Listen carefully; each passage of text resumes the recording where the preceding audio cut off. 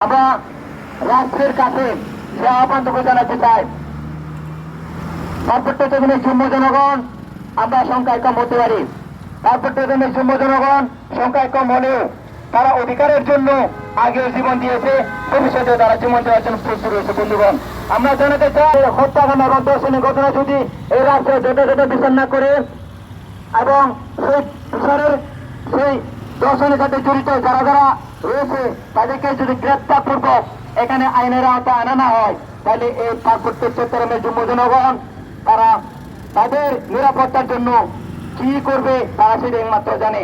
আমরা জানাতে চাই, আজকের এই রাষ্ট্র যদি যুব জনগণের নিরাপত্তার দায়িত্ব না নেয়, এটা যুব জনগণ সেটা নিরাপত্তার দায়িত্ব নেওয়ার জন্য সম্পূর্ণ প্রস্তুত রয়েছে। আমরা যুব জনগণ সংখ্যায় কম হলেও আমরা অধিকারের জন্য জীবন দিতে আগেও যেমন দিয়েছি, ভবিষ্যতে জীবন দিতে আমরা প্রস্তুত আছি। বন্ধুগণ, আমরা এই সময় থেকে জানাতে চাই, রাষ্ট্র অতি শীঘ্রই পার্বত্য চট্টগ্রামের সমগ্র জনগণের নিরাপত্তা নিশ্চিত করার জন্য এবং পার্বত্য চট্টগ্রামের যে সমস্যা সেটিকে রাজনৈতিক এবং শান্তিপূর্ণ উপায়ে সমাধানের জন্য অতি দ্রুত পার্বত্য চট্টগ্রাম চুক্তি বাস্তবায়নের লক্ষ্যে যথাযথ রূপরেখা প্রণয়ন করবে এবং সেই অনুযায়ী পার্বত্য চট্টগ্রামে যেসব যুব জনগণের জন্য যেসব অধিকারগুলো রয়েছে সেই অধিকারগুলো দেওয়ার জন্য রাষ্ট্র সচেতন থাকবে এই আশাবাদ ব্যক্ত করে এবং ভবিষ্যতে লড়াই সংগ্রামে এই যুব জনগণ তারা রাজপথ এবং যে পদে তারা সেই পদে নিজেকে প্রস্তুত রাখবে, এই আহ্বান জানিয়ে আমার সংক্ষিপ্ত বক্তব্য এখানে সমাপ্ত করছি।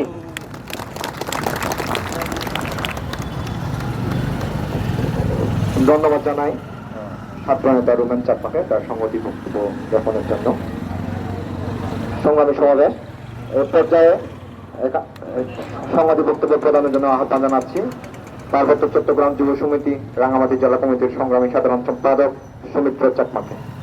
সংবাদী বক্তব্য রাখলেন সৌমিত্র চাকমা।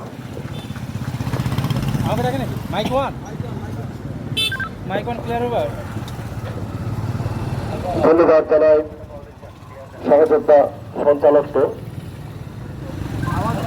বান্দরবানের ঘটনার সুস্থ বিচার এবং অপরাধীদের দৃষ্টান্তমূলক শাস্তির দাবিতে আজকের এই মিছিল এবং মিছিল পরবর্তী সমাবেশে উপস্থিত সংগ্রামী বন্ধুগণ সকলকে আমার ব্যক্তিগত পক্ষ থেকে এবং পার্বত্য চট্টগ্রাম যুব সমিতি রাঙামাটি জেলা কমিটির পক্ষ থেকে সংগ্রামী শুভেচ্ছা ও অভিনন্দন জানাচ্ছি। সংগ্রামী বন্ধুগণ, আপনারা দীর্ঘক্ষণ ধরে আমাদের বক্তব্যের কথা আপনারা শুনছেন। আমাদের আজকের এই মিছিল পরবর্তী সমাবেশ প্রায় শেষ পর্যায়ে, তাই আরেকটু ধৈর্য সহকারে আপনারা থাকবেন সেটাই আমি প্রত্যাশা করছি।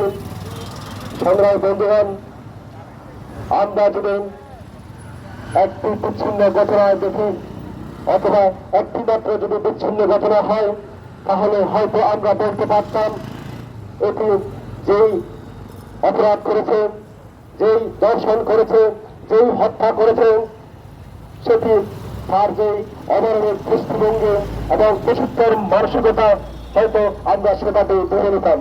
কিন্তু সংগ্রামী বন্ধুগণ, একের পর এক ধারাবাহিকভাবে যখন পার্বত্য চট্টগ্রামের যুম্ব নারীর দর্শনের পর হত্যা করা হচ্ছে, স্বাভাবিক আমাদের মনে প্রশ্ন জেগে আছে সংগ্রামী বন্ধুগণ। কেননা আমরা কিছুদিন আগেই দেখেছি যে খাগড়াছড়িতে সেই দর্শনের সংস্থা এবং যদিও থাকে পরবর্তীতে স্থানীয় মানুষ, স্থানীয় এলাকাবাসী প্রশাসনের হাতে তুলে দেন এবং আরো গত মাসে আমরা দেখেছি যখন পাহাড়ে যেই সর্বোচ্চ ঐতিহ্যবাহী উৎসবে পাহাড়িরা মেতে উঠেছিল, তখনই আমাদের সেই দর্শনের মতো ঘটনার শিকার হতে আমরা দেখেছি সংগ্রামী বন্ধুগণ।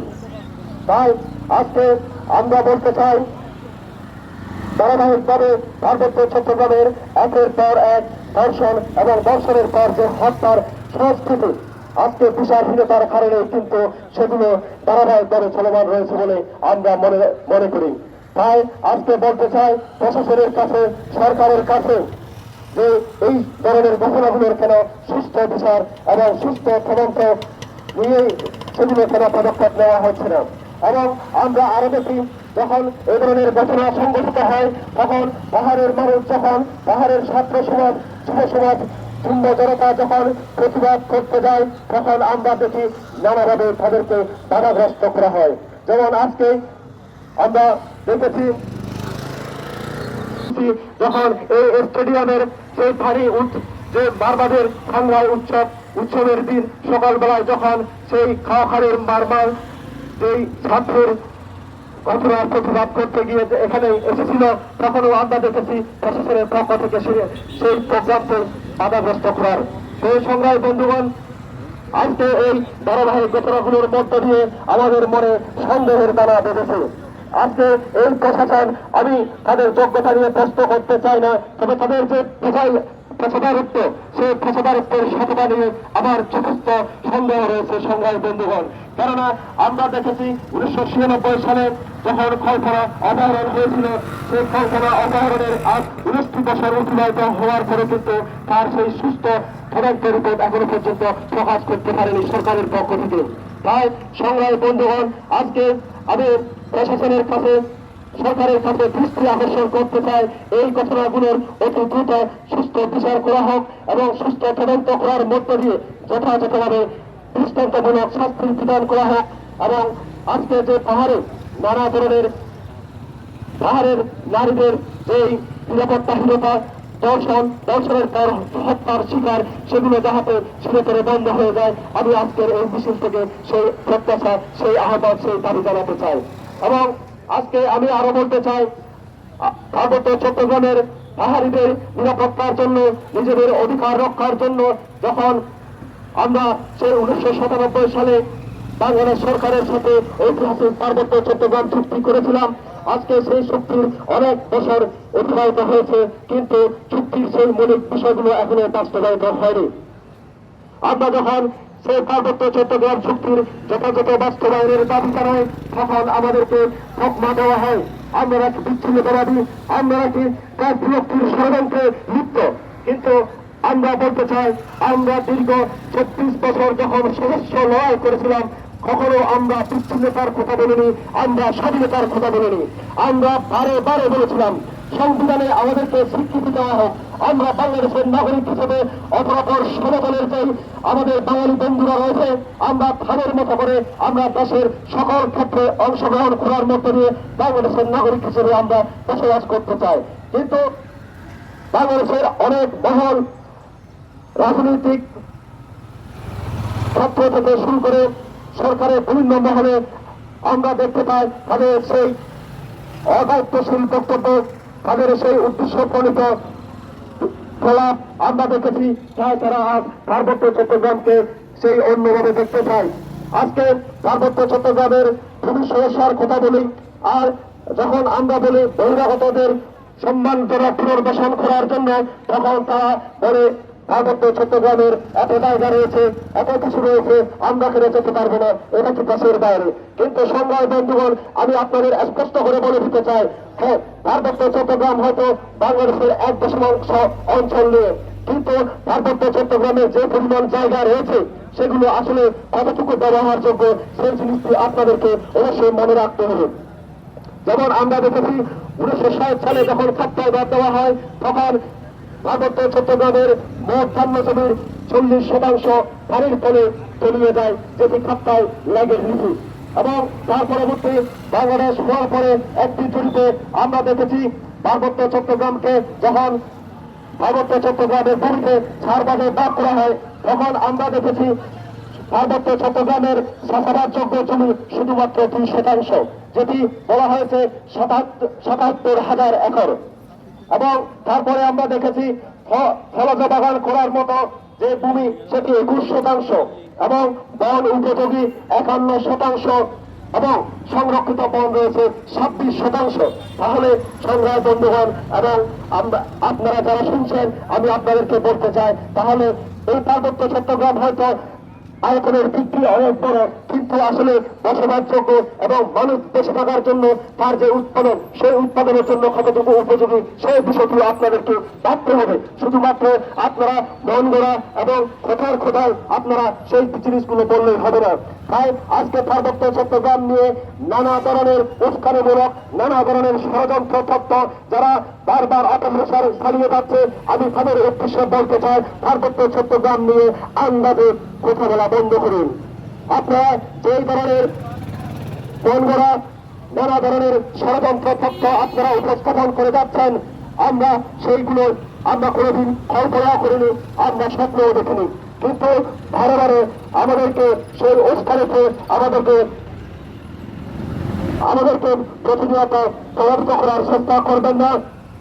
এবং আজকে পার্বত্য চট্টগ্রামের সমস্যা সমাধানের জন্য আমরা যেটা মনে করি, পার্বত্য চট্টগ্রাম চুক্তি যথাযথভাবে বাস্তবায়ন হওয়া দরকার বলে আমরা মনে করি।